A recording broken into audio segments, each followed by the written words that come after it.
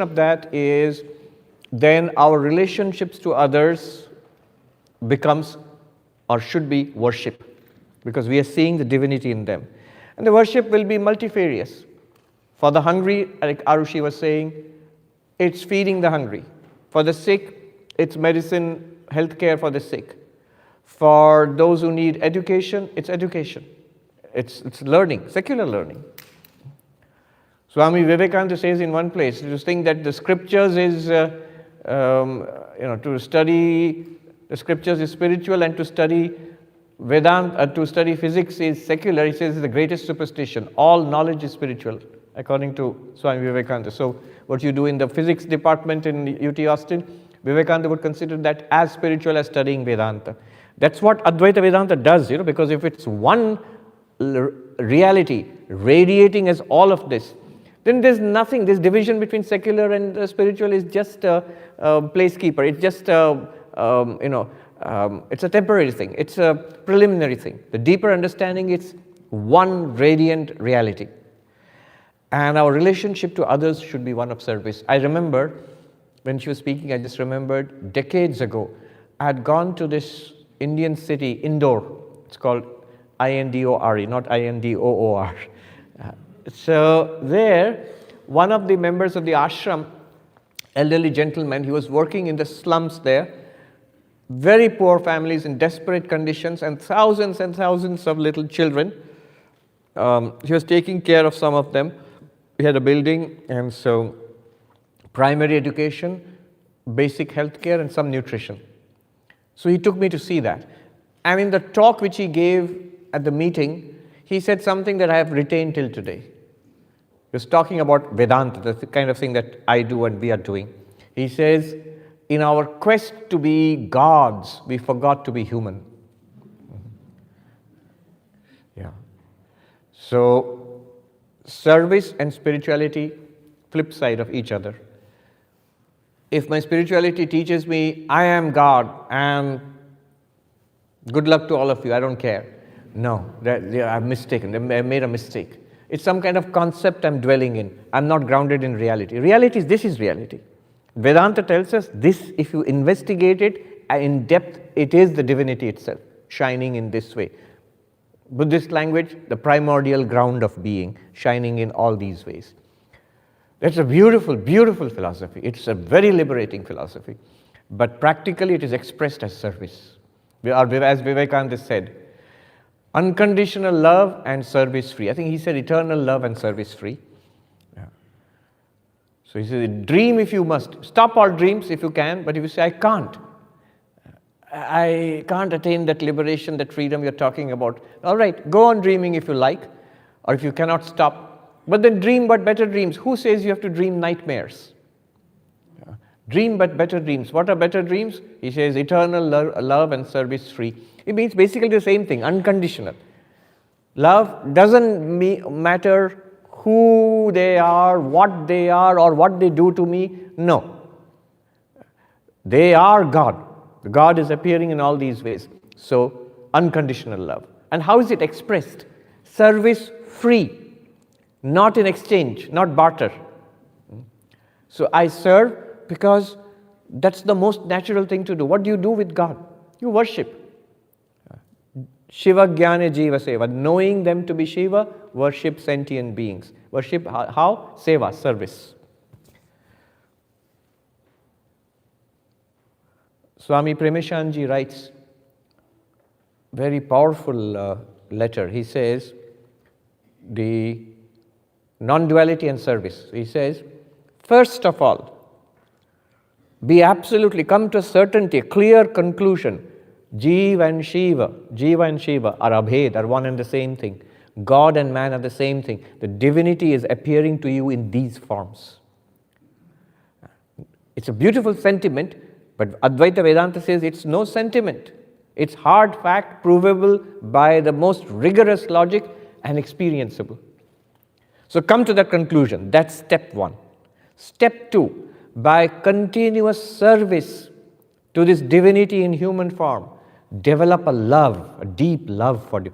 Very interesting that we think, I love, therefore I serve. But The doctrine of service says if you serve, you'll begin to love. Think about it, you and your children. Who loves more, parents or children?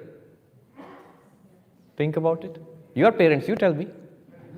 Parents, there's no doubt about it. Yet it's strange. Children receive everything from parents. You'd expect them to love more than the parents. No.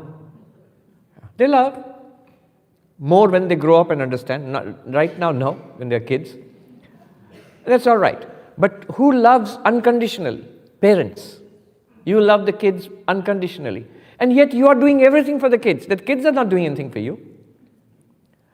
When you do something for somebody, you start loving them. It makes all kinds of scientific and economic sense also. Where you invest your time and energy, that's what your attachment will be there. The Bible said it very clearly. Wherever your treasure is, there your heart is. Where you have invested, poured out your life, that one you will love. This divinity in human form, you love through service. Swami Vivekananda therefore says very rousingly, my God the starving, my God the poor, my God the sick, and nay, he says, my God the wicked. These are the object of my special worship. Divinity in all forms is the object of my special worship, of my worship. But special worship, where it is most needed, where divinity is asking for worship. Okay. And worship, it's not service, it's not charity. Vivekananda says, let the giver kneel down and offer, let the receiver stand up and receive. What rousing words. These are not just sentiments, they are grounded in the rigorous philosophy of non-duality. All right. And Prameshanji goes on further to say, as each act of service, you do it with utmost focus. You don't need any other meditation. It becomes the most effortless meditation then. Whatever you could accomplish through meditation, you will accomplish through this, and much more easily than through meditation. The utter, complete focus and clarity of mind.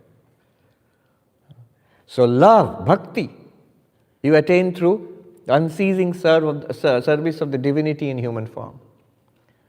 Meditation, focus, clarity, you attain through the focused service, attentive to that service. And of course, all grounded in non-duality, that I know it to be a fact. Now this session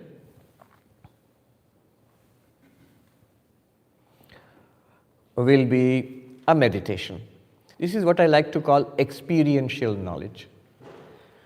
Let me start with the peace chant first, and then we will go into the session. Om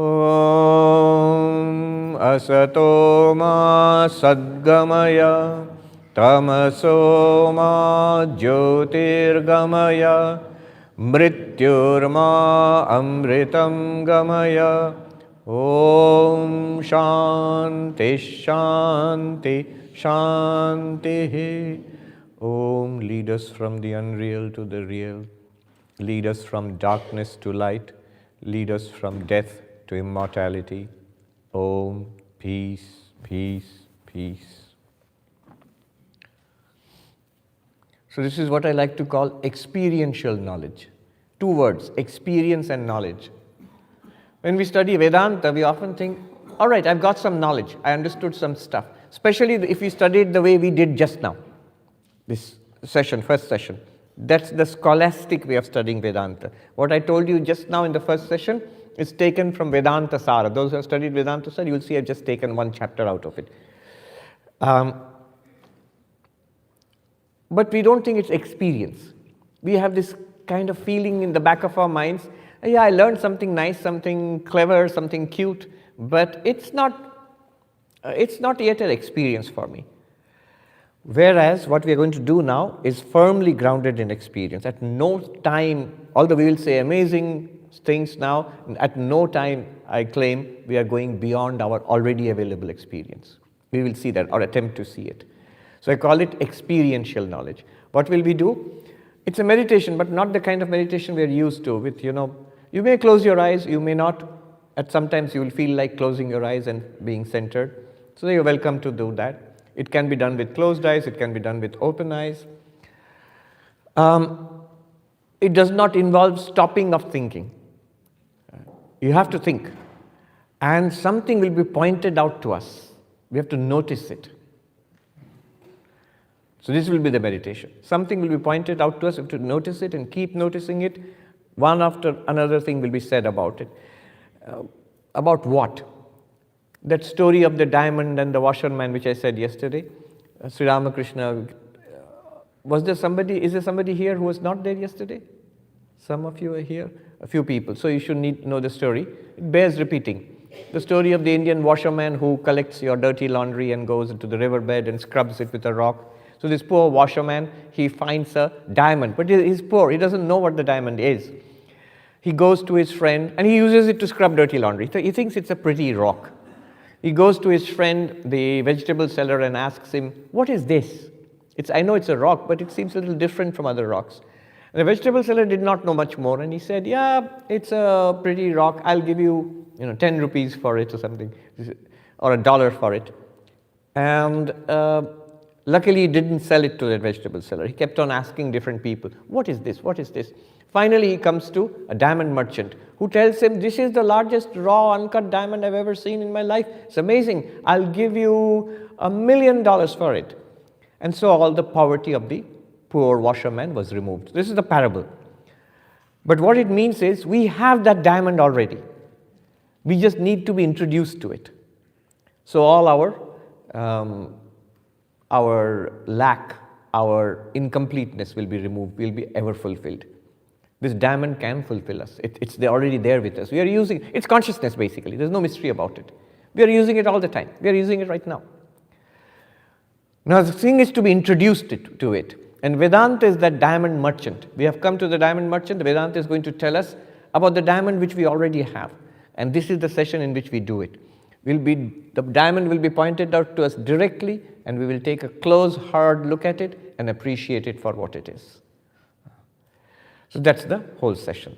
It's a session of looking at our innermost reality already present, no theory here, and seeing what it is.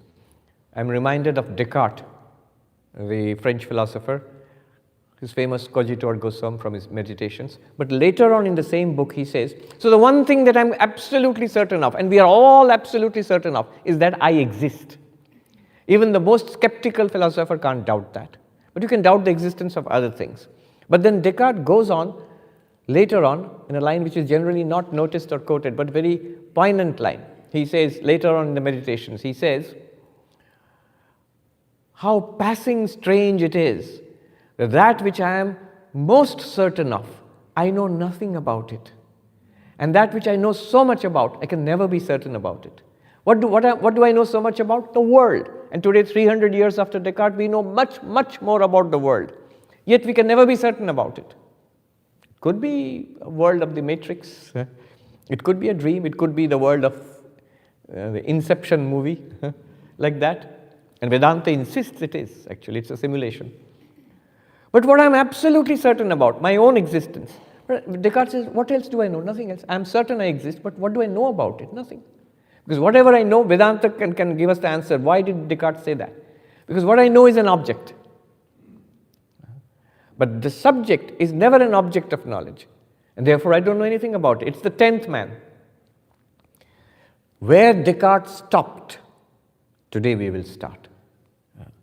I am certain I exist. Yesterday we saw that. And today, with all these theories, implied meaning and all that, we have come to the basic understanding of that I am pure consciousness. But those are just words. Let's take a deeper look at what is this pure consciousness? What can we learn about it? Vedanta says, oh, you can learn a lot. Descartes didn't know. He would have been delighted with this kind of analysis, but not available to him. We can learn a lot, and it's all to our benefit. All right. So what we will do for this session is, I will speak, and we will sit relaxed, listening and noticing. Listening and noticing. Noticing what? I'll tell you. But we will have to be like that little child who was asked, what is a nose? And he said, this. So when I point out this, we have to notice within ourselves, yes, tick, check, check. Also apply the 3 steps. What did he say? Do I get it? Is it real? The first two I insist upon. What did he say? Everyone must be alert enough to notice what I said, what the speaker said. Second, do I get it? It may not be all that easy, but it's not very difficult either. We should attempt to say yes to that answer also. Okay, I get what you're trying to say. Third one, if we can say yes, it is real all throughout, congratulations, you are enlightened. No, I mean it seriously. You'll be enlightened. We might say that I sort of get it, but it's not yet real for me. That's also perfectly fine. We can hash it out in the Q&A. All right. So we'll start by sitting straight but not rigid. We'll try not to move for the duration of this exercise.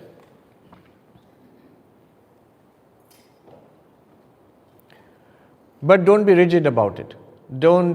If you feel a sneeze coming or a cough or an itch, go ahead and become relaxed once again. Return to immobility, to stillness as soon as possible.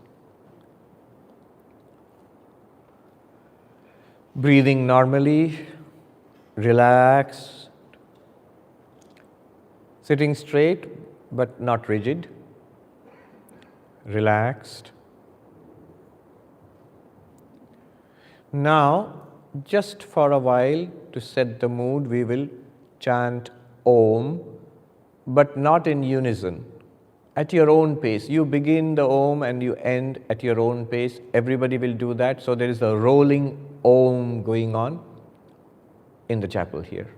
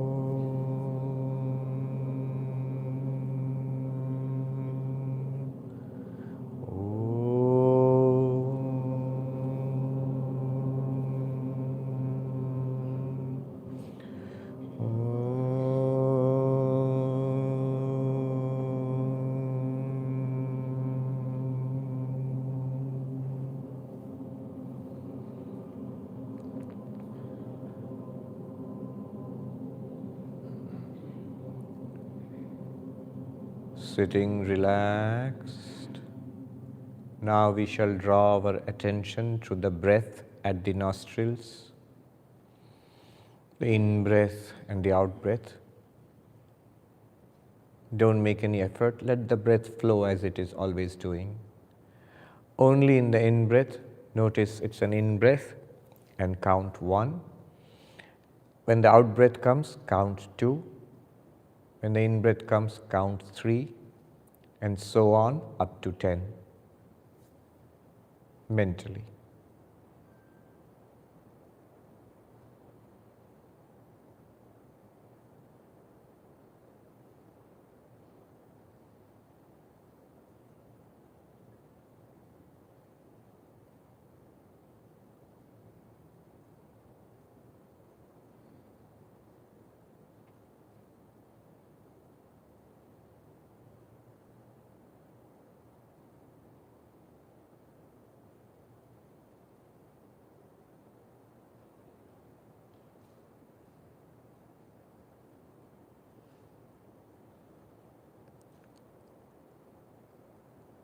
Gently direct our attention to the sounds that we are hearing.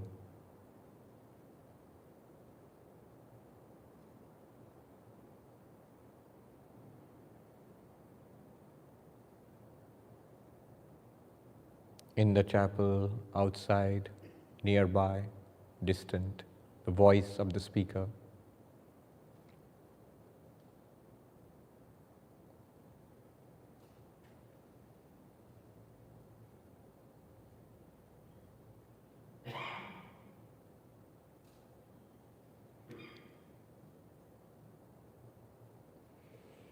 And so our attention is drawn to this diamond consciousness. Notice that whatever we hear right now,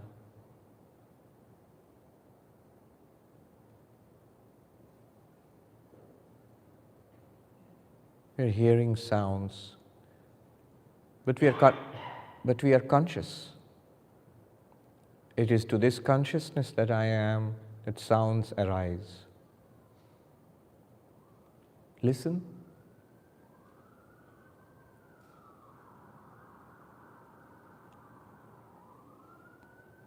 There's a police car, the sound.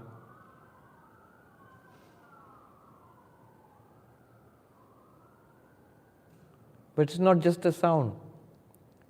There's the awareness of the sound. The sound is appearing in awareness, in consciousness. And the absence of the sound, listen again, the sound is gone.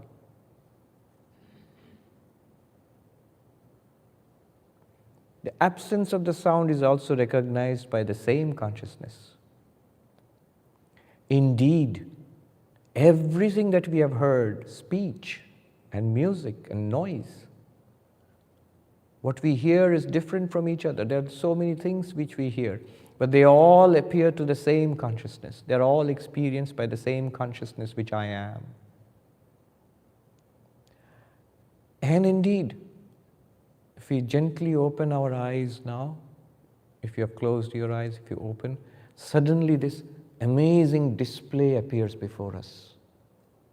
People and colors and shapes and objects. But it is the same consciousness which heard the sound of the police siren. It is the same consciousness which is watching this amazing display now through the eyes. The consciousness is the same thing, the same consciousness, the same awareness. Sound is so different from sight, and yet the consciousness experiencing it is the same.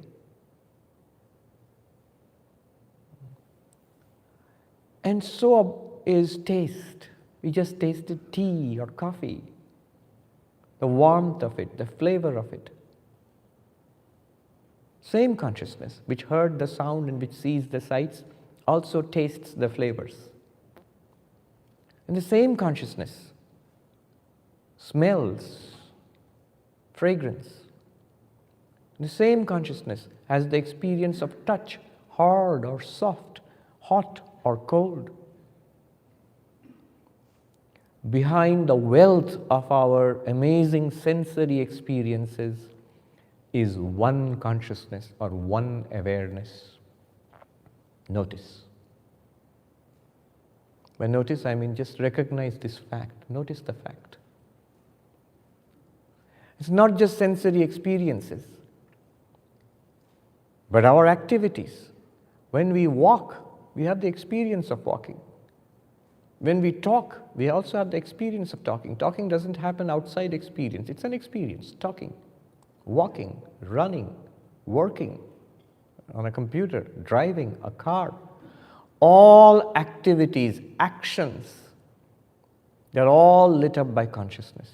The same consciousness which experienced the police siren is also the one which experiences our walking and talking, sitting and working and all of that. And it experiences our inner life. Each of us, we have an inner life of thoughts, of memories, of opinions, of desires, a wide variety of experiences internally, our inner private lives. But notice, all of those are also experienced by the same consciousness, in the same awareness.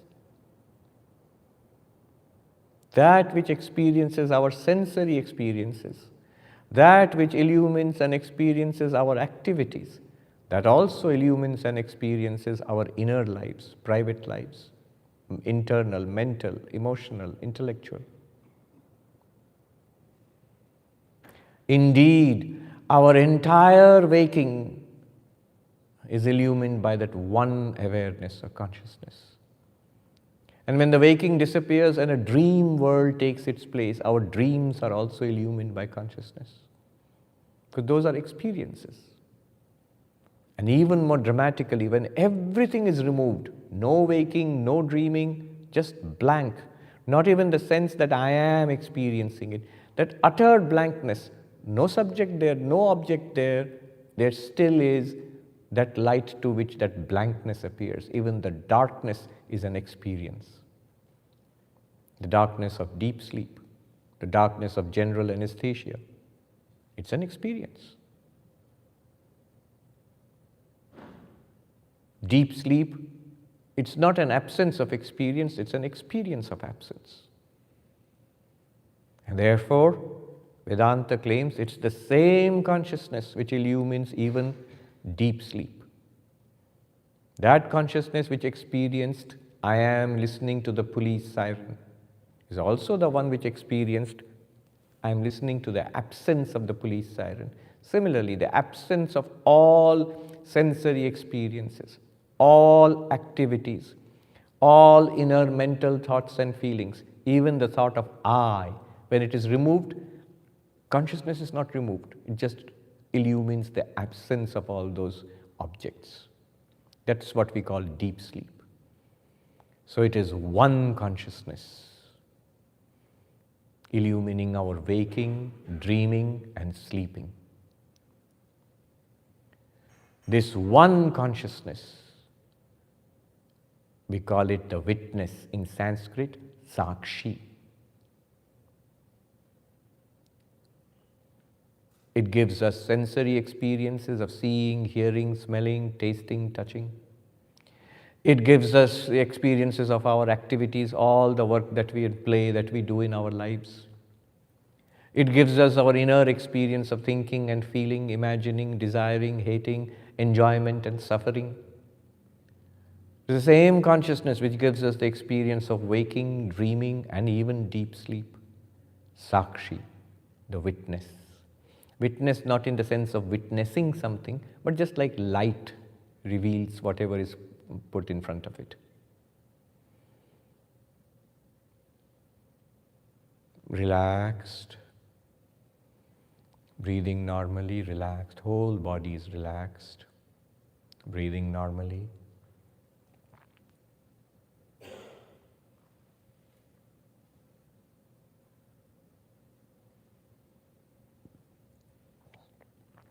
Going forward, let us see something more, explore this diamond more, get to know it better. Notice another thing about this awareness, this consciousness, whatever we call it, that it is always there, never not present. It is continuously there. Our experiences come and go, people come and go, objects come and go, the police siren comes and goes. Consciousness was there before it, during it, after it. It's always there. Whether we are seeing or hearing, smelling or tasting or touching, consciousness is there, continuously. Whether we are working or sitting, relaxing, consciousness is there, continuously. Whether we are thinking or imagining, whether we are waking or dreaming or sleeping, consciousness is there continuously. This continuous, gapless presence of consciousness is called in Sanskrit nirantara, without a break, continuous, without a break. So this is another interesting thing that we observe, that we learn about consciousness, that the objects of consciousness are intermittent, they come and go. Experiences arise and disappear as the objects come and go. But that which gives us these experiences never comes and goes. It's always there, without a break, without a gap. In Sanskrit, nirantara. Antara means gap. Nirantara, no gap. Relaxed.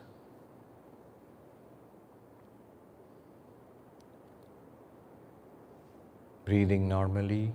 Remain rooted in that consciousness. How do you remain rooted? Just listen, whatever you can hear.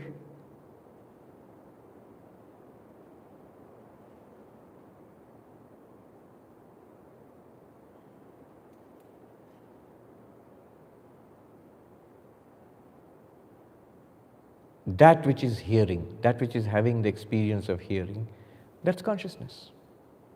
That's awareness. Relaxed, going forward now. Not only is consciousness without a gap, but it is without change, without modification. This bears some understanding. Something can be without a gap but be continuously changing. The river, the Ganga or the Hudson in New York, it's continuously there, but it's continuously flowing. It's not constant. The water is continuously flowing. Every time you step into it, it's new water. So, but consciousness is not like that. Basic basal awareness, consciousness, pure consciousness is always like a constant light. Not only always there, but unchangingly there. Not like a river, not flowing. And there are good arguments for it. Suppose you say, why can't consciousness change? We talk about transformation of consciousness or change of consciousness. Vedanta disagrees. Vedanta says no, that cannot happen. Why not? Think about it.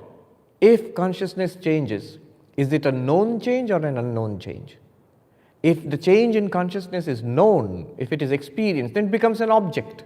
Then it's no longer consciousness, it's an object of consciousness. And if you say, no, consciousness changes, but it is unknown, it's not an object of knowledge, it's unknown, but it changes. If it's unknown and unknowable, why speak about it? Why talk about it? So logically speaking, consciousness cannot change. In itself, there's no possibility of change. It's a constant light. In Sanskrit, this is called nirvikara. Vikara, modification. Nirvikara, without modification. So this primordial consciousness, which we are, it is without modification. It's this constant light. Relaxed.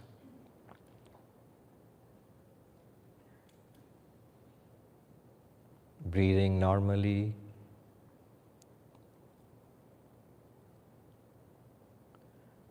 Going forward, let's learn more about this consciousness. Another fact we notice, consciousness in itself is not affected by experience. This bears a little investigation.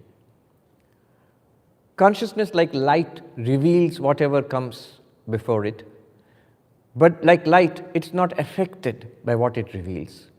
When light reveals water, light doesn't become wet.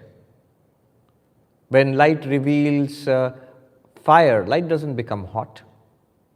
Similarly, awareness or consciousness, whatever it reveals, it is neither enriched nor degraded by experience. Now don't get me wrong, the body will be affected by experience. COVID can kill the body. Nutritious food,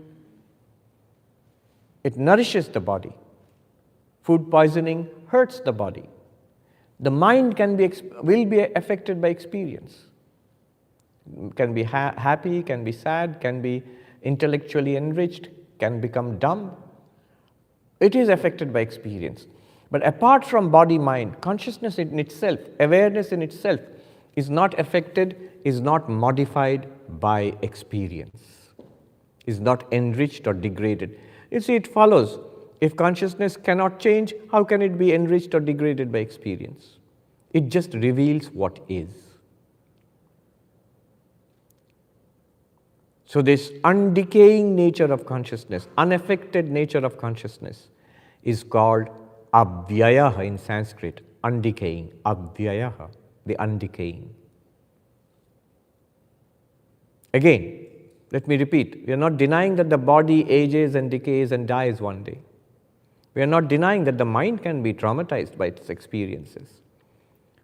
But consciousness in itself is not traumatized, is not It's not made better by any experience, it's not made worse by any experience.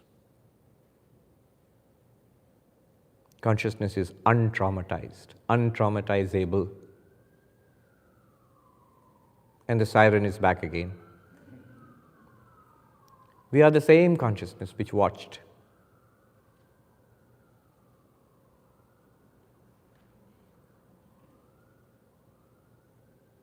Breathing, relaxed. Going forward, let's learn more about this consciousness.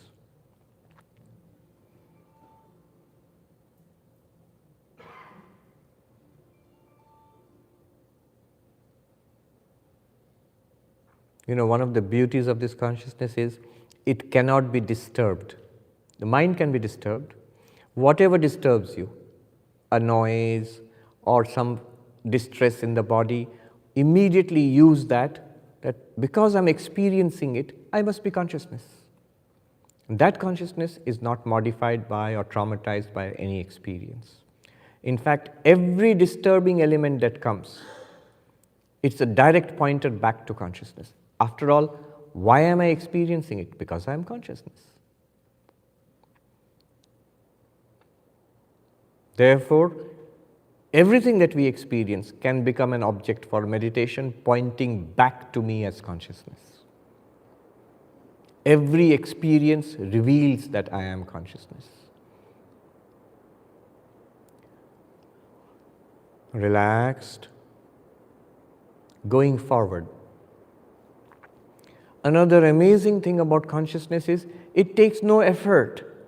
To note that I am consciousness takes no effort. To be conscious takes no effort. To see something, at least you have to open your eyes and focus your eyes. There must be light, mind must be attentive, then we see something. To hear something, likewise. To read something, to understand something, it takes effort. To do something, some work, some assignment, some kind of work in the world, it takes effort. But this consciousness, how much effort does it take? Nothing. It's effortlessly present. How much time does it take? To see something takes an instant of time. You have to open your eyes and take a look at something. But this consciousness, effortless. And it's choiceless. Can you not be conscious? You can't. It's choiceless. It's choicelessly, effortlessly, instantaneously present. Directly present. Everything else is mediated. Either you have to use your eyes or ears, or you have to use your mind or intellect. You have to use science or religion. You have to do something to know something else. But consciousness is directly present, directly revealed. This is called aparoksha. Immediate, direct. Also instantaneous, effortless, choiceless. This is the nature of the diamond.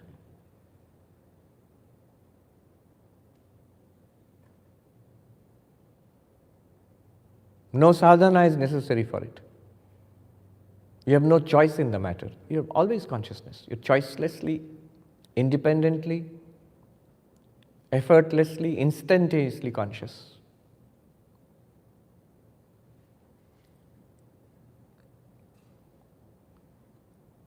Going forward. Now we come to a very beautiful fact about it. Consciousness is the light of lights. In Sanskrit, Jyotira Jyoti, light of lights. Krishna says to Arjuna in the Bhagavad Gita, Jyotisham api tad jyoti, tamasah paramuchyate. Consciousness is the light of lights, forever beyond darkness. What does that mean? In Vedanta, anything that reveals something is a light. So, this hall was in darkness. You switch on this light and it is revealed. That's why it's called a light, because when it's opened, when the light is switched on, the hall is revealed. Light is switched off, the hall becomes plunged in darkness. That's why this light, physical light, is a light. But so is sound. Speech reveals stuff to us. We get information through speech. Something that would have not been known, would have remained in darkness, now is known to us because of speech. Even speech is a light. All our senses are lights in a Vedantic sense. Our ears, our skin, our nose, our tongue, all of them are lights because they reveal different things which we would not know without those senses. Our senses are lights. Speech is a light. Mind is a light. But beyond all these lights, all of them are lit up by consciousness. Without consciousness, it would all be plunged in darkness. One could have eyes, but if I'm not conscious, I will not see anything. One could have ears. If I'm not conscious, you wouldn't hear anything. One could have a mind. If the mind worked without, there's no consciousness, one would not have the experience of thinking or remembering. Consciousness is the light of lights. The Upanishad says, Tameva bhantam anubhati sarvam tasya bhasa sarvam idam vibhati. That shining, that alone shining, everything else shines after it. By its light, everything here is lit up. Consciousness alone shining, everything else, the mind, the senses, the world shines after it. By its light, everything here is revealed. By the light of consciousness, everything here, our senses, our bodies, and the world we inhabit, they are all revealed by the light called consciousness.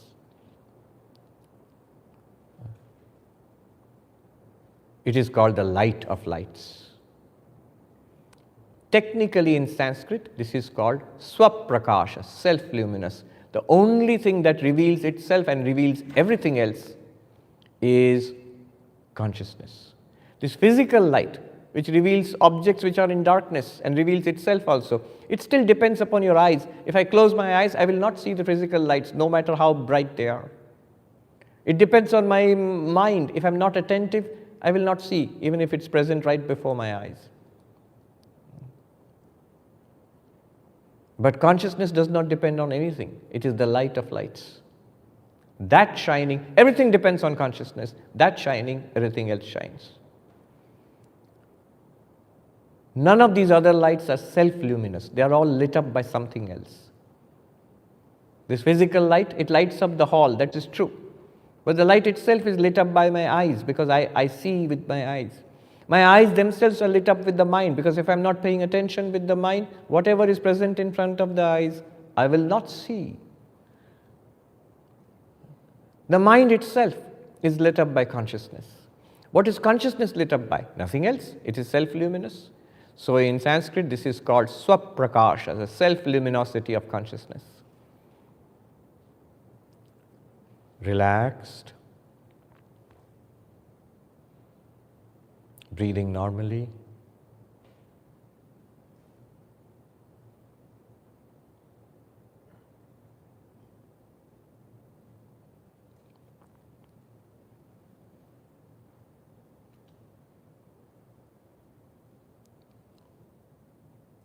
Further,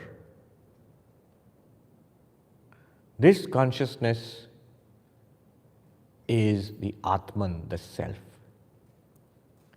You are consciousness and consciousness is you. That's what we discovered yesterday and in the first session today. That's all that was said yesterday. That's all that was said in the first session today. You are consciousness and consciousness is you. Atman in Sanskrit.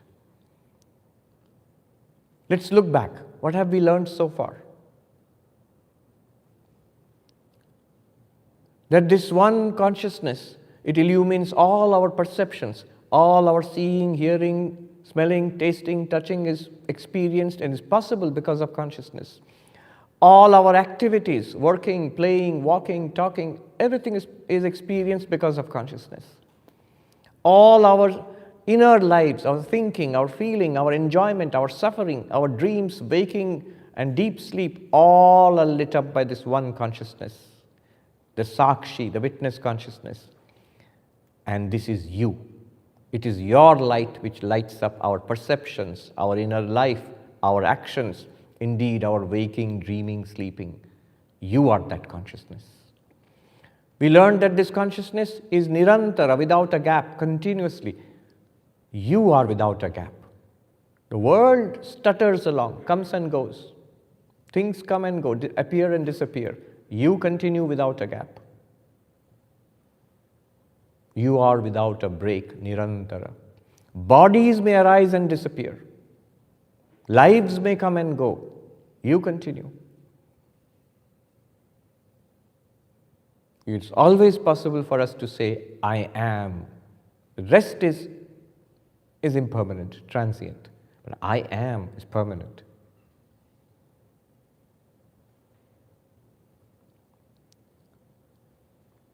And not only permanent, I am without any change. The Sanskrit term nirvikara, without modification. I'm not like a river flowing, rather I'm a constant light. So I am without modification. Therefore, I am the undecaying abhyaya. By the various experiences of life, this is the amazing result. I am neither enriched nor degraded. In this enormous ocean of consciousness, let the waves of the worlds rise or fall. I am neither increased nor diminished by them, sings Ashtavakra. I am the undecaying. I am the untraumatized. Even when body and mind get affected, even when body gets diseased or mind gets affected by depression or trauma, I am still fine. I am that which reveals it. If the body dies, I am still there.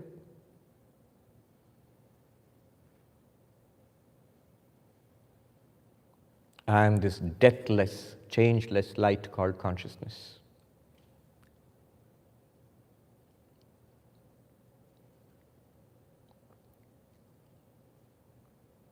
And I'm directly available to myself. Aparoksha. I don't need eyes or ears to know that I exist, that I shine. I am directly, choicelessly, instantaneously, effortlessly available. No special practice is needed for me to be conscious, or to be consciousness. That I am, aparoksha. And I am the light of lights. I shining, everything else shines after me. By my light, this universe is lit up. Self-luminous I am.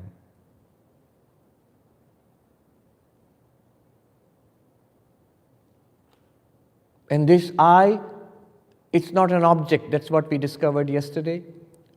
I am not the object called the body, nor the breath, nor the mind, nor the intellect, nor the causal body. I am not an object, and yet I do exist, clearly. This is Atman, the self. And this self, it experiences objects. It through the eyes it sees, through the ears it hears. It experiences itself as a body-mind.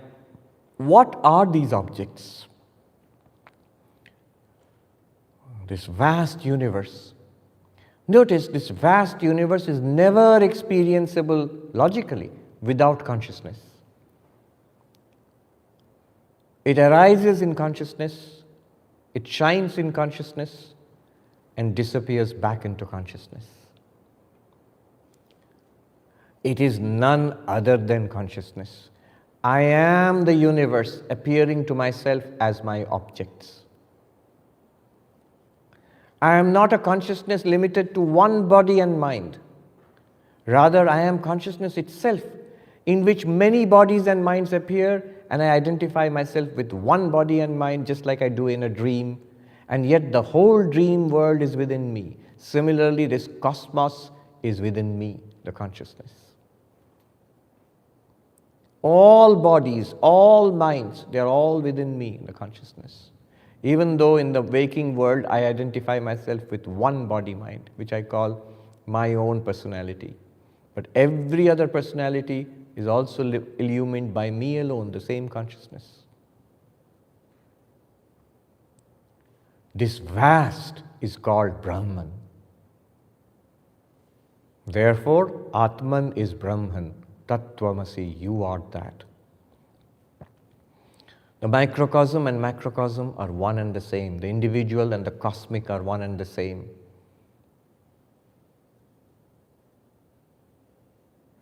One and the same what? One and the same consciousness.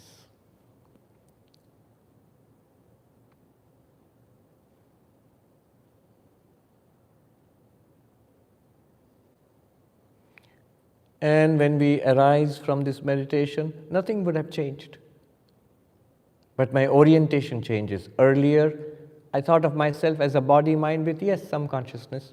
Now I think of myself as bare awareness or consciousness with a body and mind. Yes, even thinking is done with the mind, with the intellect. But I am that which shines on the intellect. The intellect, mind, body, other people, all of that appears and disappears in the one awareness which I am.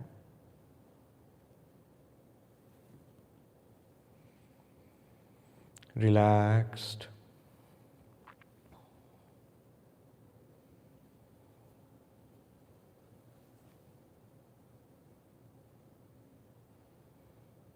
Breathing normally.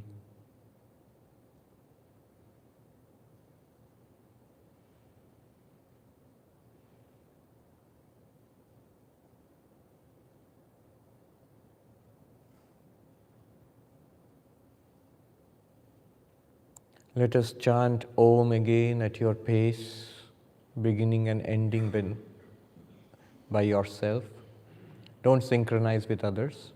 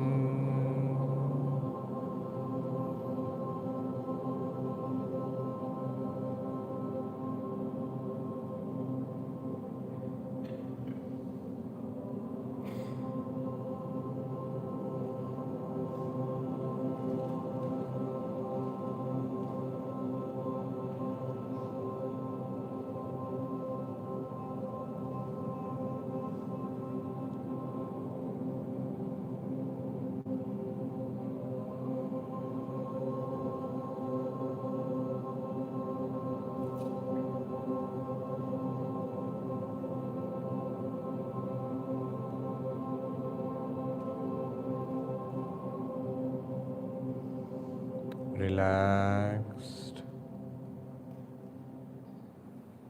Breathing normally.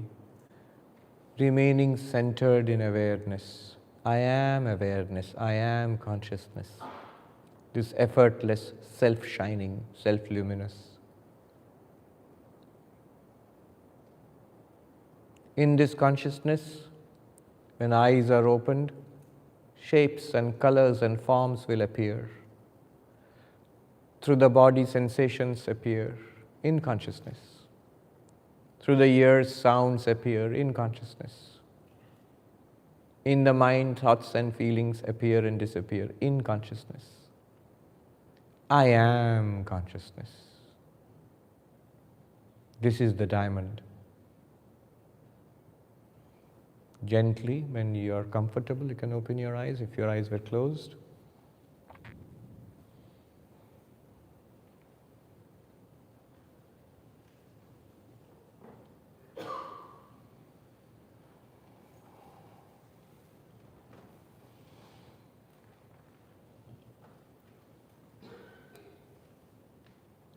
Om, which we chanted, it expresses this truth, what we were doing all along. All of that is packed into Om. The syllable Om, it can be analyzed into three sounds. A, U, Ma. A, Mu, U, Ma. In English you can write it as A-U-M, but it's not A, it's A. The first primal sound we make when we open your mouth. A. And when we complete the sound, it becomes as you close your lips, it becomes oo. And when you close your lips completely, same sound. If you try it,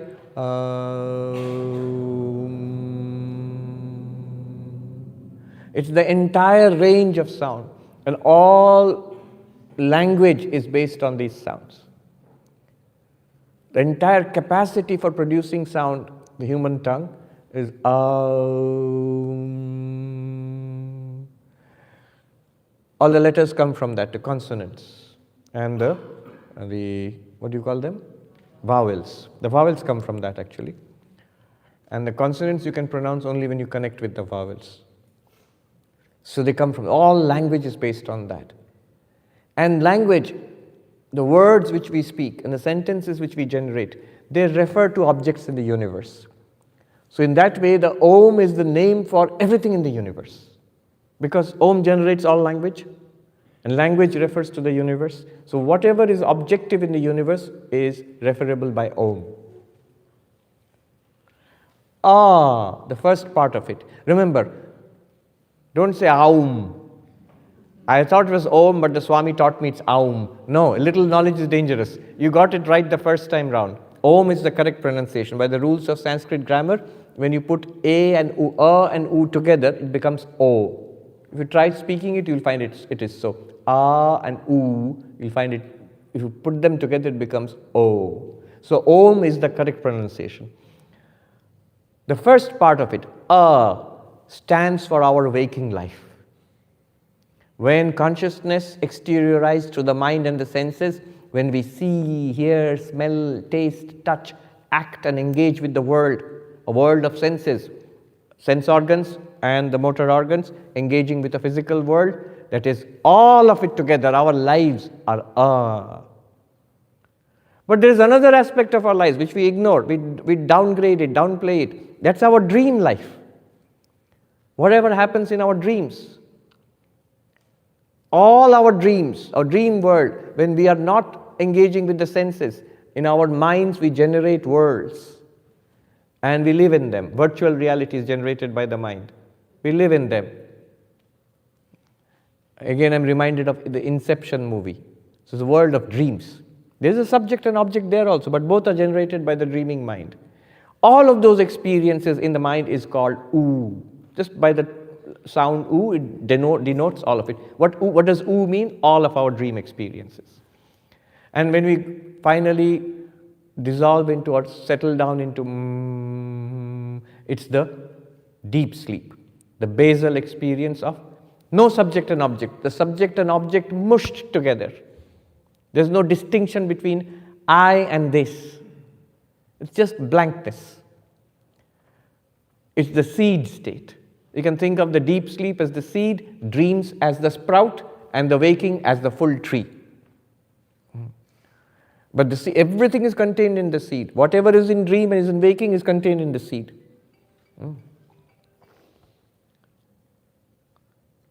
So the deep sleep state is In philosophical terms, the gross, the physical is The subtle, the inner experience is U. And the causal, not casual, causal, the root of it all is The causal is very important. One sadhu said in the Himalayas, he said, ये जागृत स्वप्न तो हल्की फुल्की अवस्था है महात्मा जी, असली अवस्था गंभीर अवस्था है सुषुप्ति. Your waking and dreaming are superficial. A truly profound state is deep sleep. We think just the other way around. Really what matters is my waking. And the dreams, yes, it matters when I go to my analyst, my therapist, he is interested in my dreams. And the deep sleep is just basically nothing. No. Everything is in the deep sleep state. It sprouts as you're waking and as you're dreaming and then waking. That is And when it falls into silence after the then silence. That stands for the fourth, pure consciousness. What does that mean? Here's the secret of it. In the silence after Om stops, before the next Om starts, in the silence there, in the utter silence, which is not waking, not dreaming, not even the seed state of that has also faded away.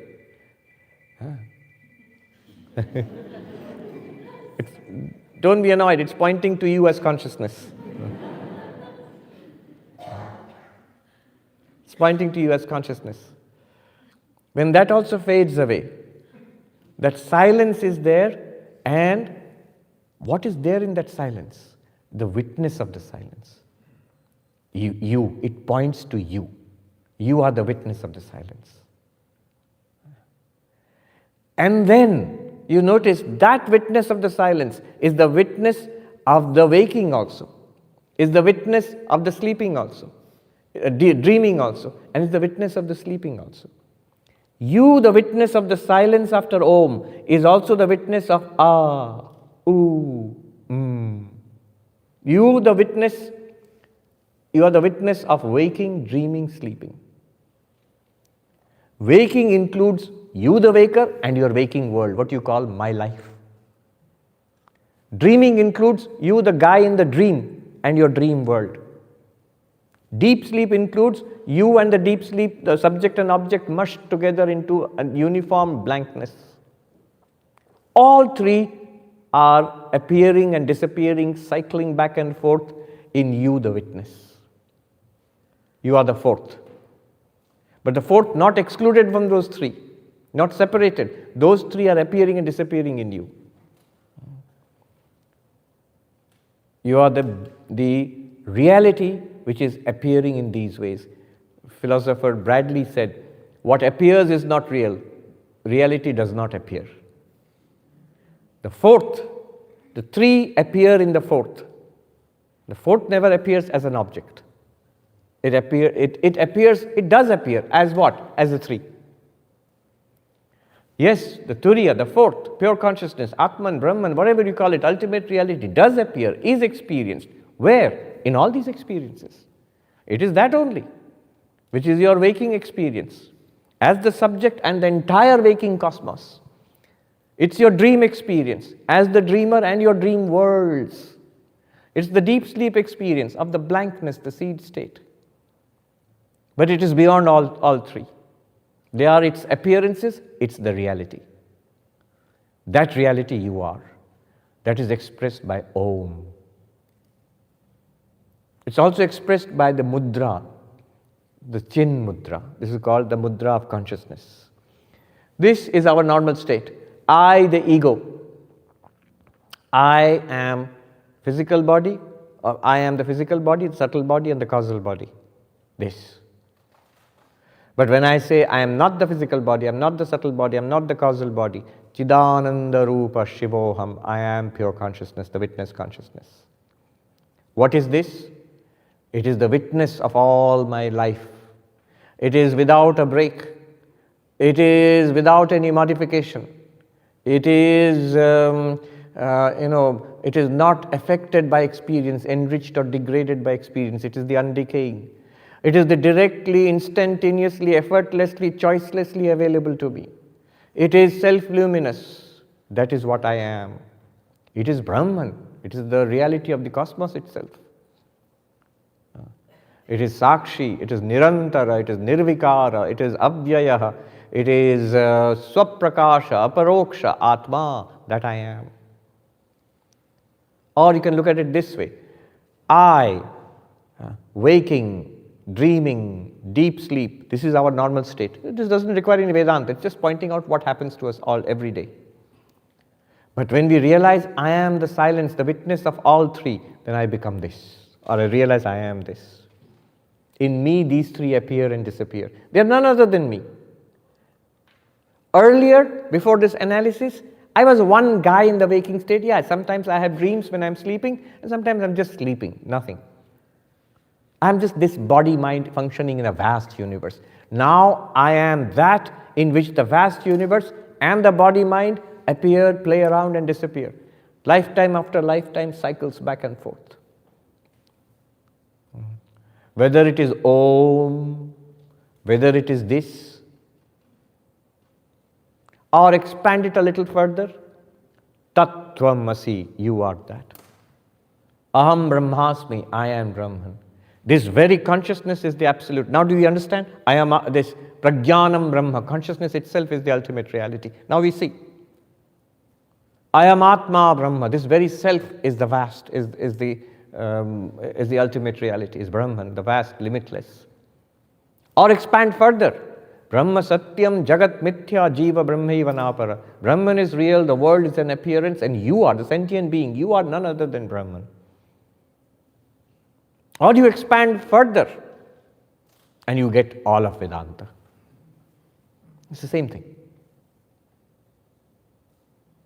But all of these, from all the Vedantic texts, to you are that Tattvamasi, to Brahman is real, the world is false, you are none other than Brahman, to Om, to this, all of them are pointers to a living reality which all of us are right now, we are. Once you get it, you don't need these pointers, you can let them all go. You're not dependent on them. Once you have got the reality, the diamond itself, you don't need the diamond merchant. The diamond merchant was just introducing you to what you already have, drawing our attention to what's there. I am that, and so is everybody else. Now where is death? Death, where is thy sting? Where is suffering? One sadhu put it beautifully. To dekho Mahatma ji, kahin koi mrityu nahi, kahin koi jadta nahi, kahin koi dukh nahi. Now look, O monk, you see, there is no death anywhere for you. In the appearance, there is life and death. There is no death anywhere for you. There is no darkness anywhere for you, because you are the light which illumines everything. You are the light which illumines the darkness of deep sleep or general anesthesia also. There is no darkness anywhere for you, and there is no sorrow or suffering anywhere for you. Your limitless fulfillment, it is for you, this fourth, this consciousness, this silence beyond Om. For that, all life is meant for that. You are the source of all value, all happiness, all joy. That's what you're seeking, yourself. But self with a capital S, which is the self of all. It's not selfishness, because it's the self of all. Just the opposite of selfishness. You realize now, Tattvamasi, that you are. You realize now, Meister Eckhart, the ground of my soul and the ground of God are the same ground.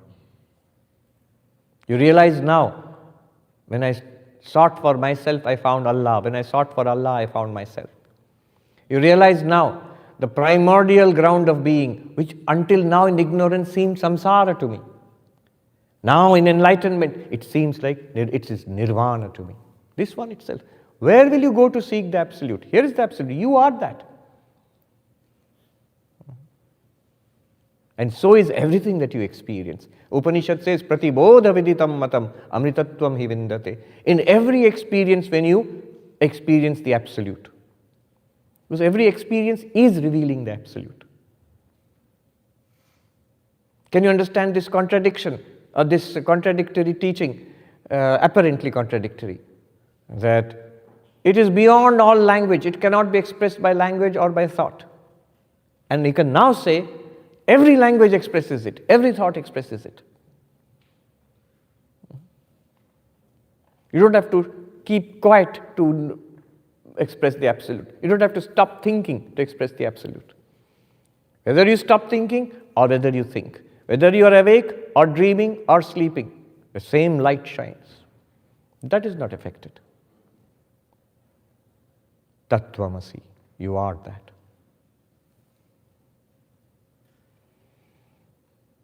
Oh, that's that. What lies beyond? Living it. Taking it out for a spin in the world. Don't take it out immediately into the world. If you're gifted a powerful car, a Ferrari by your rich uncle, you take it out, try it out in the parking lot first. Don't go into the freeway right now. Similarly, it's the most expensive of all Ferraris, non-dualism, non-dual Vedanta. It's good to learn it and to immerse yourself in it for a long while before you take it out for a spin. Then test it out in small tests. A little ache, a little humiliation, a little problem here, a little failure, a little slowing down, aging of the body. Am I fine? In the midst of all these troubles, can I say, yeah, it's to that me, the limitless light. I'm the undecaying. To me, these are appearing. And it'll happen. Am I ready to face a little weakness, a little slowing down, a little senility, a little, old age, disease? And then the big ones, sorrow, old age, death, biggest of them all. You will see step by step, it's all right. I'm fine with it. No biggie, as you might say. Yeah. And then living day to day with it.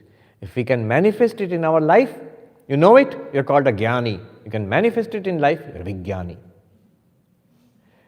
You know it, you have got knowledge, enlightenment. If you can live it, it's called Jivan Mukti, free while living. The Jivan Mukti is the goal, to live it, to get the benefit, let the benefits flow from it. First and foremost, you should be benefited, I should be benefited. My sorrows should be removed. Next, you become a blessing to the world around you, a source of peace and joy and blessings to those among whom we dwell. Jivan Mukti. Now we understand the power and beauty of Swami Vivekananda's utterly simple definition of spirituality, of religion. The manifestation of the divinity within us. He said, look, it's literally that's what it is. First we know of the divinity within us, that which we are, the divinity which we are. And then manifest it. He says, my mission in life can be put in a few words. It is to teach unto humanity their own inner divinity and how to manifest it in every movement of life. In thought, word and deed. And I added thought, word and deed, but he said in every movement of life. That's a divine life. Let me do a peace chant and then we will open it up for questions. Om Shanti Shanti Shanti Harihi Om Tat Sat Shri Ramakrishna Arpanamastu.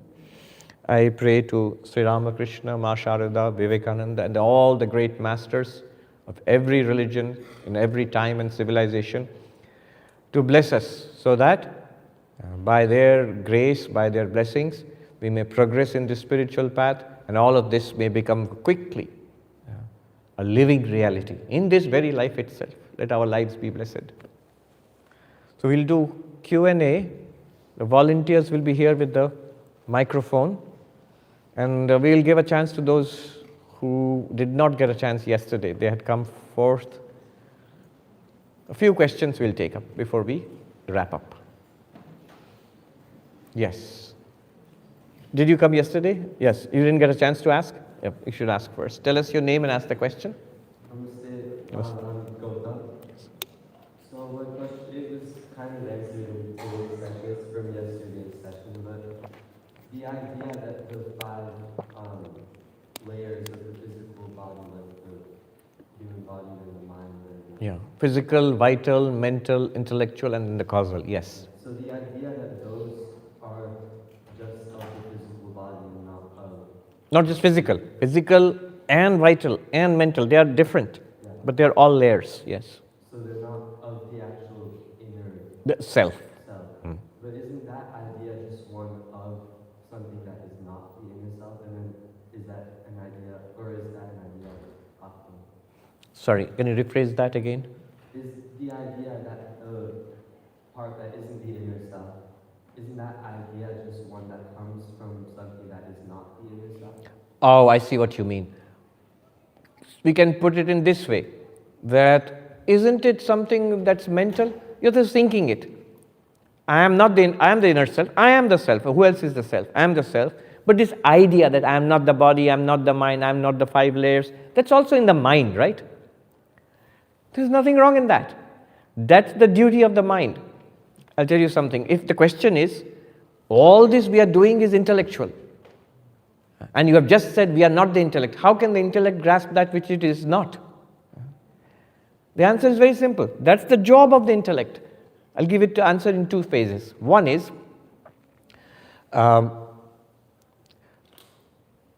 take an example. When I say, I am happy, who's actually saying it? The tongue is saying it.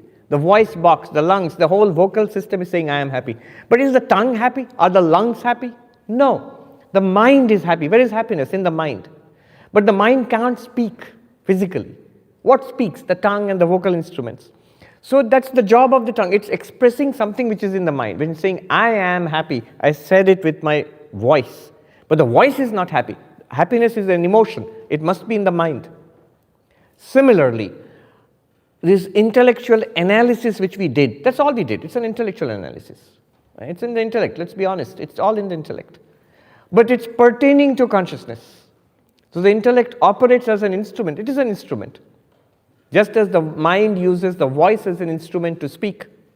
Similarly, I, the consciousness, for me, all of these are instruments. They are all me, basically. Even because I am Brahman, the entire universe and the body, mind, consciousness, they are all me. Notice, in the first stage, we distinguished ourselves. I am consciousness, not body, not mind, not intellect. But in the next stage, when I say I am Brahman, all of this is nothing other than me. This is a subtle distinction. I am not them, but they don't exist apart from me. I am not them, but they are me. In your dreams, you dream up a whole virtual world. You are none of it. You can exist. Gautam, you are a Gautam, right? You can exist without your dreams. But your dreams cannot exist without you. Right? So the intellect does all this. I am not the body, I am not the mind. That's the job of the intellect.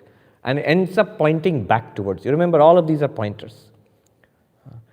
Another way of the second phase of the answer is, how can the intellect grasp that which it is not? It doesn't have to. That which it is not, pure consciousness, doesn't need to be grasped because it's obvious to itself. Right now we are conscious. It's obvious to us. What does the intellect do then? It removes the ignorance. It removes the wrong notion that I am body-mind. All this analysis is to remove the wrong notion that I am this particular body, or I am this set of thoughts and feelings and memories, which I call the mind. They are there, they are appearing, but that's not me. I am that which is experiencing it. Just as I am not the suit of clothes, just as the actor is not the dress of the emperor or the dress of the beggar. Similarly. And again, Vedanta makes this astonishing claim that it's actually obvious. Once we begin to notice that we are consciousness, we are pure awareness itself, from that perspective it becomes obvious that body, mind, which are objects to us, I am not literally them. How can consciousness be a bone? How can consciousness be hair and nails and blood and flesh? No. It's like light, it's awareness, it illumines. But they are nothing but consciousness appearing in those forms. Were you there in the UT Austin panel yesterday? Oh no, you were there. It's very interesting. The philosopher there, Galen Strawson, his latest article, I always have hesitation. I don't know if it's legal even to, it's not published, it's going to be published next month. But his basic idea is this: consciousness is indisputable. You are consciousness. It's indisputable. You are all conscious. Like Descartes said, it's cogito ergo sum. You can't deny it. And then science reveals a world in equations, in measurements, in behavior, but we don't know the stuff of the world. Science reveals structure.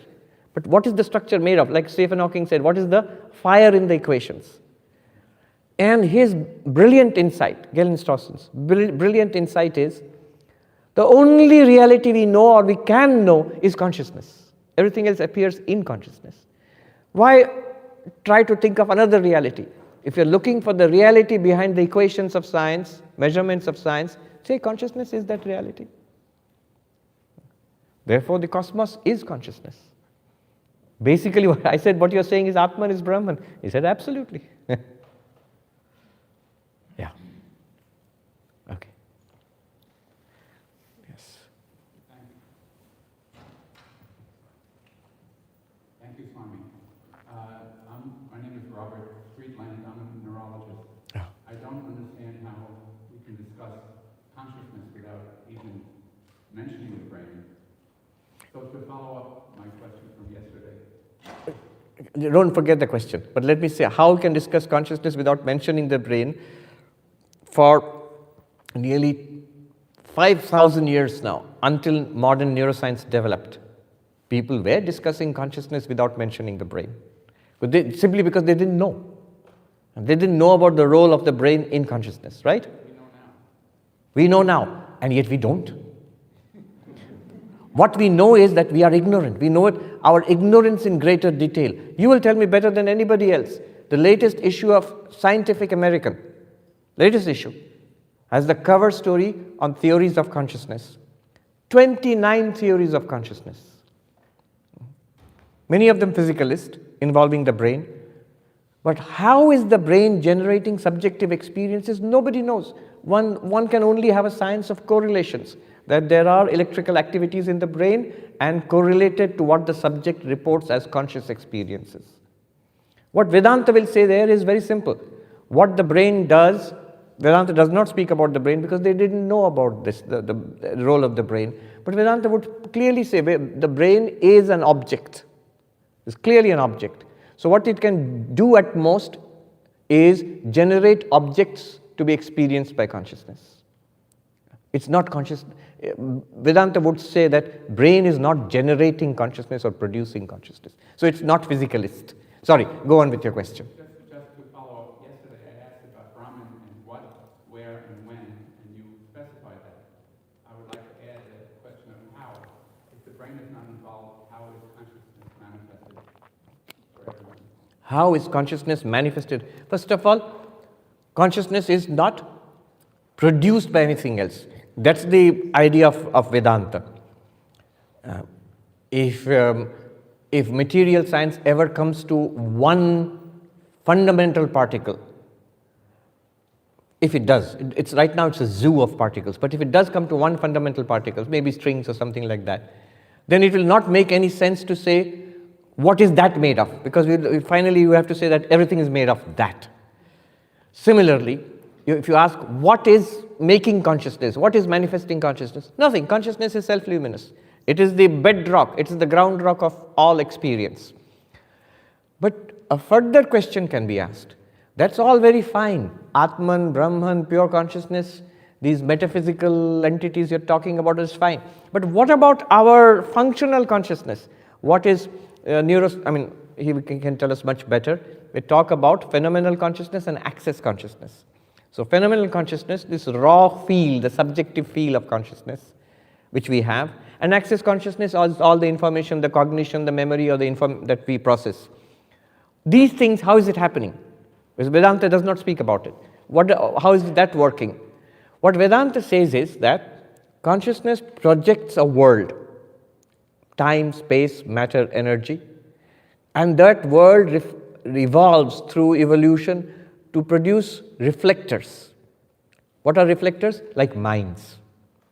So once you have a mind, consciousness now can function in a new way. In the Upanishad it said, Tat srishtva tadeva anupravishat. Having projected it, it enters into it. Having projected this universe, consciousness enters into it. How does it enter? It enters into it through the mind. It lights up the mind, and we have experiences of thoughts, feelings, emotions. Through the mind, it lights up the sensory system. Then we can see and hear and smell and taste and touch. Through the sensory system, we experience a physical world. This is all what is called empirical consciousness, or in Vedantic language, reflected consciousness. So this is, and how that reflection happens in the mind, there are 3 theories. But anyway, the basic idea, it's not particularly helpful from the angle you are coming from, all this, because you will immediately say that's all an inside-out view. Whereas what neuroscience is trying to do is an outside-in view, a third-person perspective. I will first catch hold of the brain and study it, and from there try to understand mind and consciousness. That's what neuroscience tries to do. And that's where we are running up against huge blocks. That's what the conference was all about yesterday. And I was actually there in India. I went last week to India. The reason I went was actually one talk. Very noted chain of hospitals in India called Apollo Hospitals, you might have heard. So they had a conference just of neurologists and neurosurgeons. And it was a technical medical conference, but they wanted a general philosophical sort of oration to, they call it the PC Reddy, named after their founder, Prashant Chandra Reddy, I think. So they wanted the philosophy of consciousness. So that's what I was there to talk about. That what is this fundamental view of consciousness? It's an inside-out view. What the neuroscientists, the neurologists they were doing, and the neurosurgeons, that's an outside-in. They work with the brain and nervous system. Yesterday in the conference, the astrophysicist and particle physicist, Catherine Fries. She's a professor in the Weinberg Center there in UT Austin. She said, no, none of this. Material, from a physical, material perspective, brain perspective, you have to explain consciousness. That's the scientific imperative. What Vedanta does, and Buddhism does, and all these philosophies do, they start with consciousness and then come outwards. Whereas the scientist demands, no, I want to start with matter, and then you have to explain consciousness.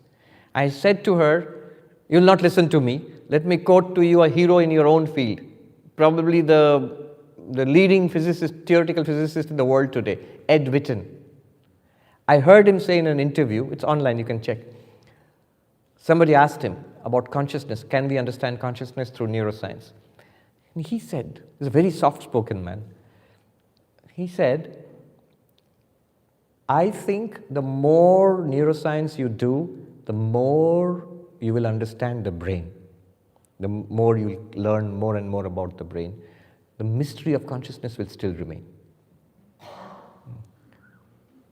You can speak more to that. I mean, it's your field. Yes. You're aware of Christoph Koch? I met him recently. He's a leading neuroscientist. And he said to me that until recently I was a materialist concerning consciousness. Absolutely clear that somehow, we don't know how, but the brain is producing consciousness. He says, I no longer believe that. It's not that I'm subscribing to your Vedanta or Buddhism or anything, but I'm open to it now. That I'm looking further afield for a fundamental explanation of consciousness. Not that the brain definitely is implicated in consciousness. At some stage, you have to bring in the brain to explain at least our empirical dealings in consciousness. So that's why I'm saying, if a person might ask, if all this is so good, then Vedanta is complete or Buddhism is complete, why bring in science, neuroscience, artificial intelligence at all? Why even have a dialogue with science? For two reasons. One reason is what one is called epistemic humility. I must admit in all honesty, what I am speaking here is one view of consciousness. If you look at Indian philosophy, there are multiple views on consciousness. This is one. What I'm talking about is one. If you are all that sure, you should have one theory of consciousness. Why does Indian philosophy have a whole spectrum of theories of consciousness? So that's called epistemic humility. You must hold on to what you are convinced is the truth, but hold on a little loosely. And don't be fanatical about it. Be open. That's one reason we must engage. Second, we are children of this time. We are the children of the age of science. We must engage. Even the heroes in our field, Shankara and all the saints of the Upanishads and the sages, the mind that they reveal in those texts, if they were here today, would they engage with neuroscience or not? I'm sure they would. They'd be delighted to know. They would be extremely curious. Look at Vivekananda. He had a running correspondence with Nikola Tesla, not the car. And he had a good, firm friendship with William James at Harvard University. William James invited him to speak at Harvard. So he was interested. He said, if you really are a non-dualist, in that case, he says, this is a fundamental superstition that we think when I am reading the Upanishads, it is spirituality. When I am doing physics, it is something secular. So this is a superstition. All of it is spiritual. Science and religion and all of it is spiritual. So yes, that's true.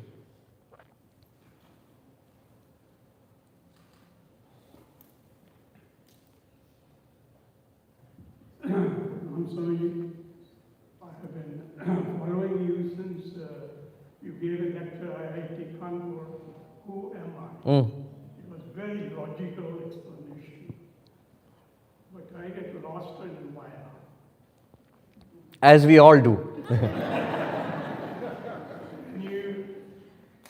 you direct me? I can direct you to Swami Vivekananda's amazing lectures on Maya. 3 lectures in the complete works. I have tried to summarize the gist of it in one lecture. I was quite surprised. That lecture got the maximum number of views on YouTube, Maya. So people are really, more than Brahman, pure consciousness, Atman and all of that, people are interested in Maya. So that got nearly 1 million views, I think, among all the lectures I've given in the United States after coming here. Take a look at that. Or I would recommend you go straight to the source, Vivekananda's 3 lectures on Maya in the complete works of Swami Vivekananda. Yes. Namaste. My name is Shivana. It's my privilege and blessings to see you.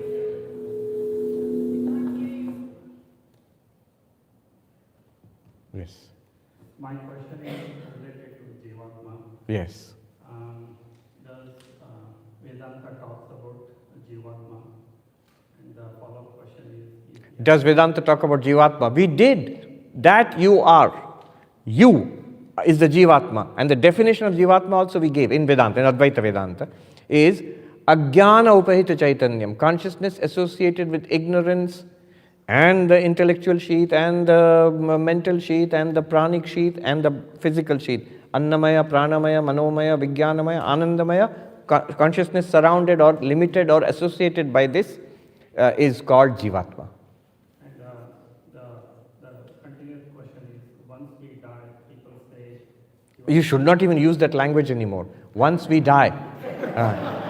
So now you should say, technically, you can still use that language, but technically we should mean once the body dies. Then Jivatma stays, some says 3 days, and some says 13 days.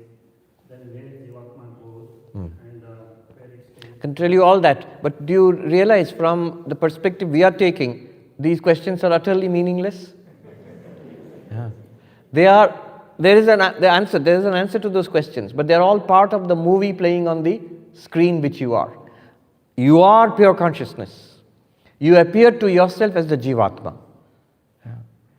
And when the Jivatma loses one body, it is called death. But then it goes into another body. In between, it goes to different levels of different what is called other worlds, lokas. And then it comes to another body. Why? It is fueled or propelled by its past karma.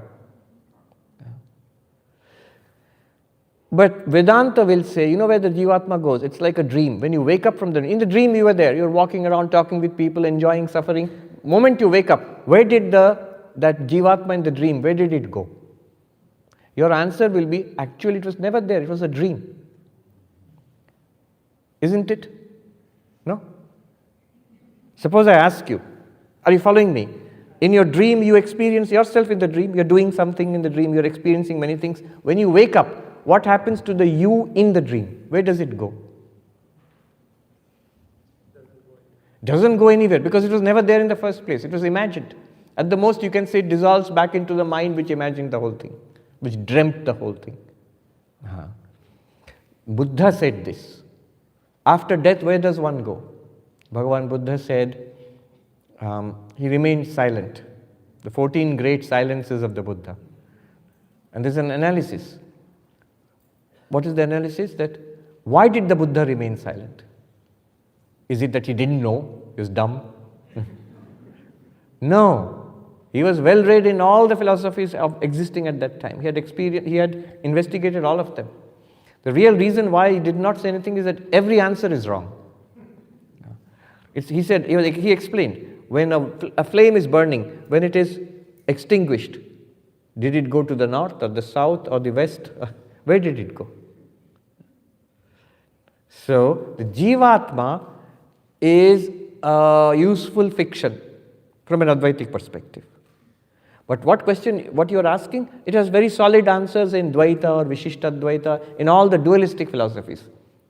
The dualistic religions will give you clear answers. Oh, after death you will go to heaven, or if you don't belong to my religion, you will go to hell. These answers you will get. do all those after death? All right. You are very strongly established on. No. All right. But there is a reason for that. Because Hinduism is what I call a full spectrum religion.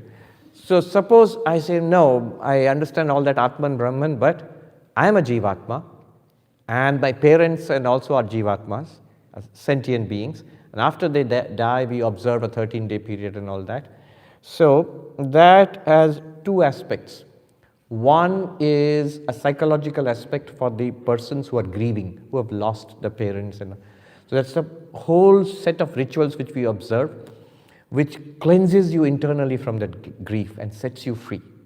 There's a second aspect to it, which is this internal aspect, freeing yourself from the grief and cleansing yourself from the grief, that can be experienced directly. Suppose you do not observe it, you do not do the Shraddha, you will feel the weight of that. If you do it, you will feel a gentle release. You'll always remember your parents or whoever has passed, grandparents who has passed away. But there's another side to it. And that second side to it is a matter of faith, belief. That the Jivatma is gone. If the descendants observe those things, the merit of that, the punya of that, the karma which is observed, the rituals, they will help that Jivatma to go to higher locus, to have sadgati. That means it's something that you can do for the beloved departed.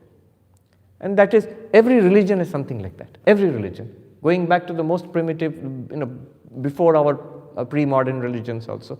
Every religion has rites and rituals over a sacred time, sacred space to observe for those who have passed. It helps both them who have passed and us who are left behind. That's the answer. Yes.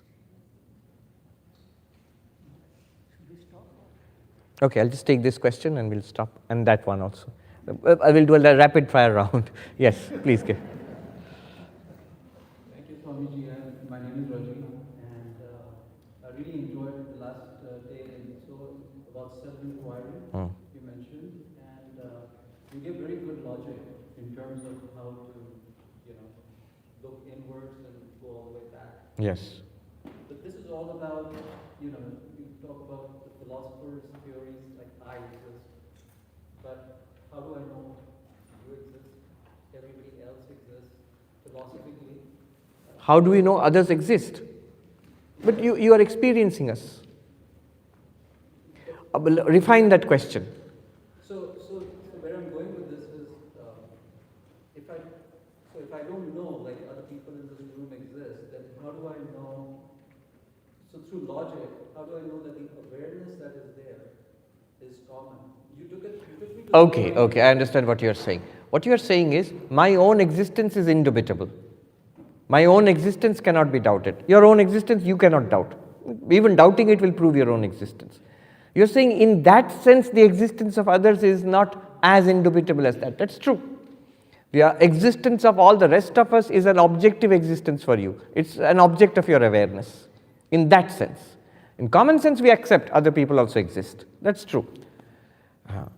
So to that extent the existence of others is objective. It's not sure for you.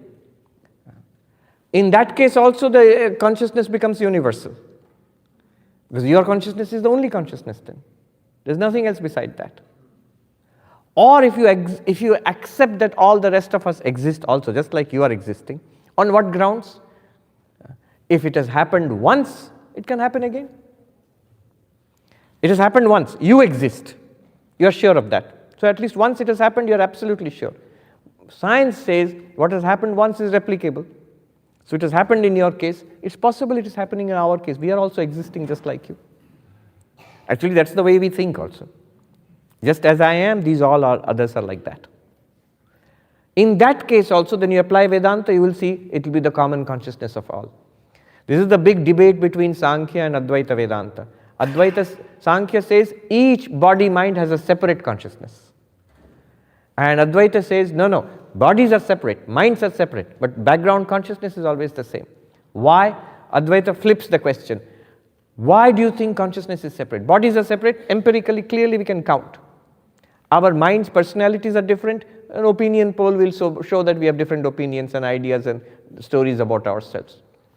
You follow with that physically and mentally we are separate beings is absolutely obvious.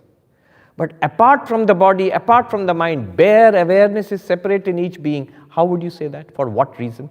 The Sankhyains give 5 or 6 reasons. Each one is cut down by the Advaitin. I don't want to get into that because it takes time.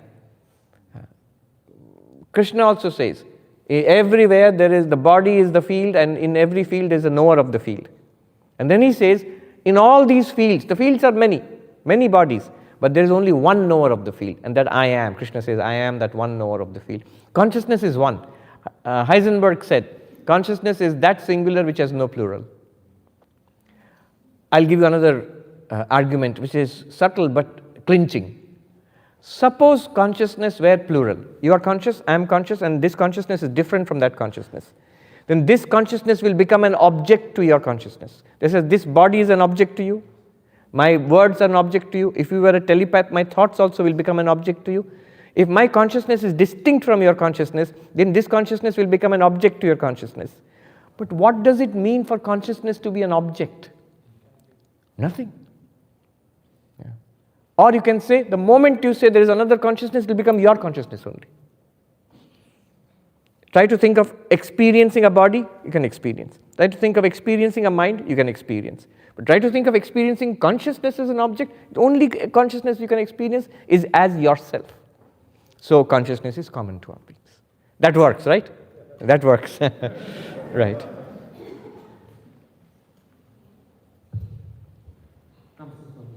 My name is Vijay. Yes. My question is a little bit more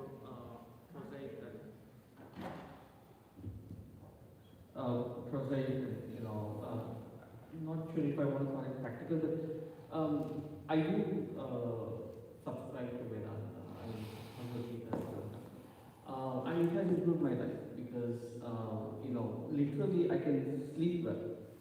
I can literally go to bed and say, okay, fine, something that has happened to me, it should not matter, right? So that in itself is the benefit that I get from fallenness. Now the question is, where does it stop? It does stop to me at some point because Stop means? the peace that I get. Okay. Because to some extent it might be because I have stopped caring to an extent, and to that extent I'm peaceful. And then when I start caring about it, then I'm not peaceful. Which is, whether it is your spouse or your work or in general the society itself. All right, let me stop you right there. When you stop caring, what you have stopped caring is, I am fine no matter what happens. Then you don't start caring about that anymore. But if you start caring about others, it should not disturb your peace. Because personally, I am fine. Now I care about spouse, children, society. In a completely selfless way, it will not disturb your peace. What disturbs our peace is caring in a selfish way, when I have skin in the game. In fact, when you free yourself from personal cares, you can become selfless. You can genuinely care for others and wish them well, while surrendering to the Divine Mother. Finally, what is the will of the Divine Mother? What happens to the world, to spouse, to children, to job, to this body, to my life? It is her creation. She will do with it what it wants. Or in deeper sense, it is your creation. It will play around in the way it is meant to play around. You are fine. Now, personally, in day-to-day life, you can care for others selflessly now. Yeah. So you will not be affected by it. You will still be at peace yourself. But I liked what you said. I can sleep better. I remember, really it brought to me a memory, 32 years ago, the day I left, I ran away from home to become a monk. And one astonishing experience I had on the train journey that night, off to the monastery, distant monastery, leaving entirely the world I knew. My parents, my education, my prospects, everything, my earlier life, completely leaving it behind. And jumping into, I knew about the monastery and all, but of course I was not a monk, so it was not an insider's view. So I was going to, in some sense, an unknown, but I had deep faith in Sri Ramakrishna, Ma Sharada, Vivekananda. So I was sort of jumping into their lap, sort of. I remember one thing. That night on the train journey, overnight train journey, I slept so amazingly that till today I remember. Before that, I'd never slept like that. And after that also, I didn't sleep much like that. Because then you become a monk and you don't get much sleep. But that night's sleep was miraculous. If you have a sleep like that, you'll remember it all your life. And it is said enlightened beings sleep like that all the time. They're sleeping, they're dreaming, they're waking. That peace is there undisturbed, effortlessly for them. No additional. We'll have to finish. Yeah. Tell us your name and ask the question. My name is Aditi.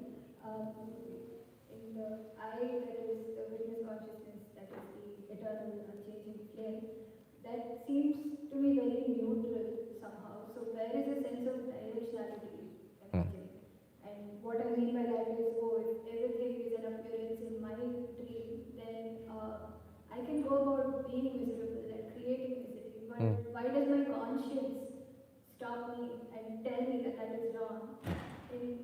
Maybe I'm rephrasing the same thing, but I think in the witness consciousness as Satchidananda, I think I get the Sat and Chit part. But where is Ananda coming from?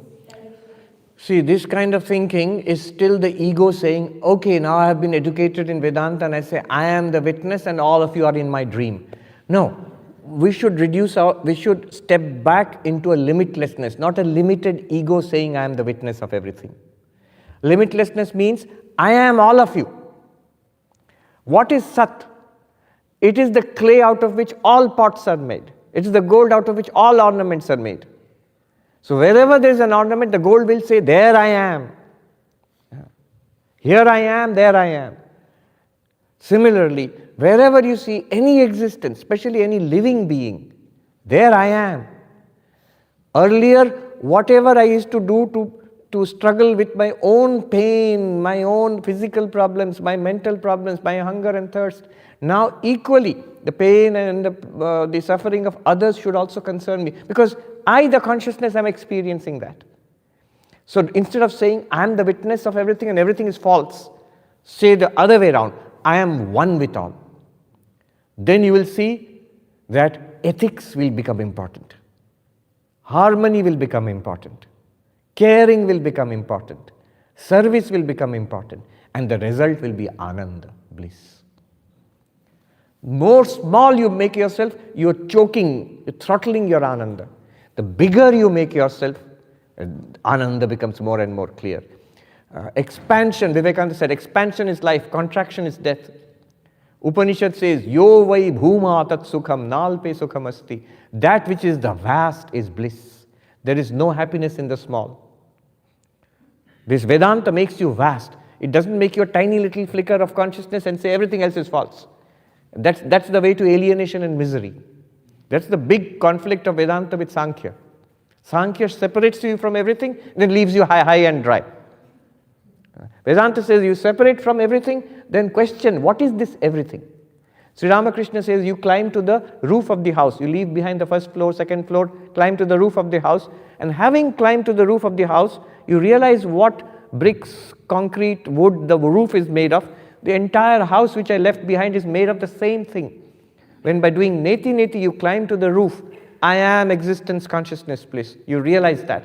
Then you look behind the mind and the intellect and the prana and body which I had left behind. I'm not this, I'm not this, I'm not the world. You look behind, all of them are made of the same thing. I am all. I alone am, but not a small I. This whole I am. Think about the world of dreams. In that sense, everything in your dream is you. Instead of dismissing everything as false, say all is I.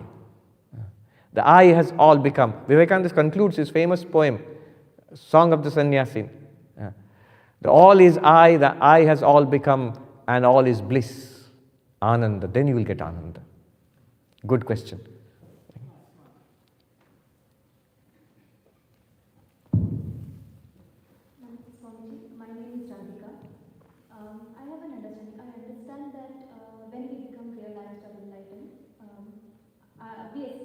can our body escape the cycle of birth and death? Your body doesn't escape. Body will die. Body will not escape. Body will, anything that is born will die. Jatasya hi dhruvo mrityu. Krishna says in the Bhagavad Gita, dhruvam janma mritasya cha. And that which has died will come back again in another body, as long as we are unenlightened. You will not die. Body will die.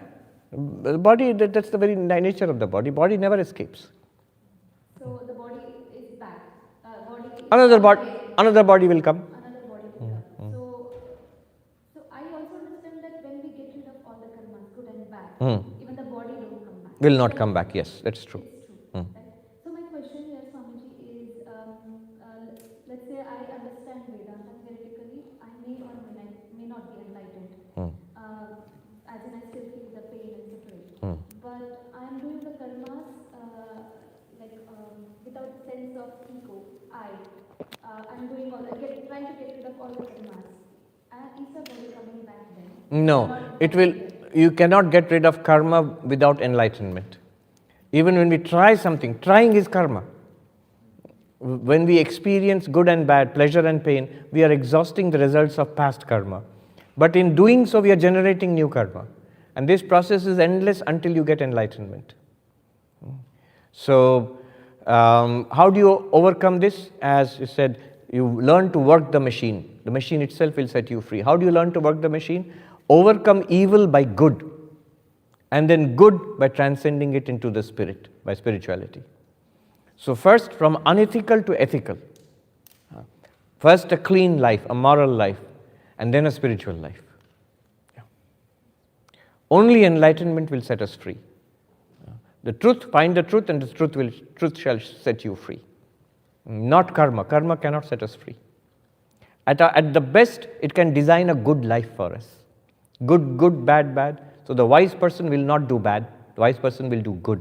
The mature person will try to be a good person, because it produces a good life. But even a good life, Vivekananda says, remember, chains, though of gold, are not less strong to bind. So we can design chains of gold, but then you must overcome that also by letting go. And that is possible only through enlightenment. Good. Thank you very much. Now, one more announcement and we'll wrap up. Money. And I remember in California, in Hollywood, I'd once gone to a church, and the reverend there, a lady, pastor, she said, she made an appeal for money. And she told this joke which has stayed with me. She said that the bills were having a chat among each other at the end of the year. The $100 bill, other bills were asking, what happened last year? The $100 bill said, I mostly sat in the vault in Wells Fargo, I was in the vault. And the $50 bill said, well, I went from gas station, I was mostly in gas stations. And the $20 bill said, I mostly visited Costco. And they turned to the $1 bill, what about you? And the $1 bill said, oh, for me it was from church to church to church. Everybody just donates me. So donate generously. There will be people who can accept your donations. And of course, all donations are